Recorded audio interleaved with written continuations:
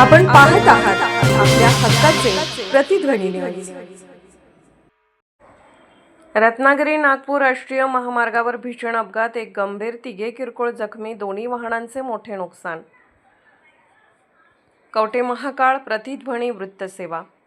कवठे महाकाळ रत्नागिरी नागपूर राष्ट्रीय महामार्गावर नरसिंहगाव तालुका कवठे महाकाळ हद्दीत रानमळा हॉटेल समोरील पुलावर मंगळवार दिनांक 17 फेब्रुवारी 2026 रोजी सायंकाळी सुमारे 6:05 वाजण्याच्या सुमारास दोन चारचाकी वाहनांमध्ये भीषण अपघात झाला।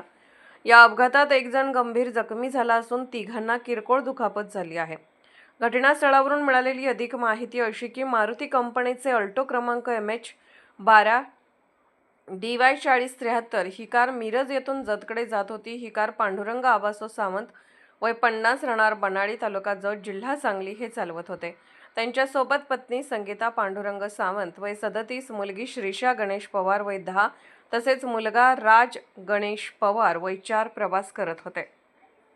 नरसिंहगाव हद्दीत रानमळा हॉटेल समोरील पुलावर आल्यानंतर चालकाचा वाहनावरील ताबा अचानक सुटला। त्यामुळे अल्टो कारने प्रथम रस्त्याच्या दुभाजकाला जोरदार धडक दिली। धडकेनंतर कारने 3 पलट्या घेत विरुद्ध दिशेने प्रवेश केला। त्याचवेळी समोरून येणाऱ्या तवेरा क्रमांक MH11 BH 6586 या चारचाकी वाहनाला अल्टोने जोराची धडक दिली। या अपघातात अल्टो कारमधील चालक पांडुरंग सावंत, त्यांची पत्नी संगीता सावंत आणि मुलगी श्रीषा पवार यांना किरकोळ दुखापत झाली असून मुलगा राज पवार याला गंभीर दुखापत झाली आहे। तवेरा वाहनातील कोणालाही दुखापत झालेली नाही, मात्र दोन्ही वाहनांचे मोठ्या प्रमाणात नुकसान झाले आहे।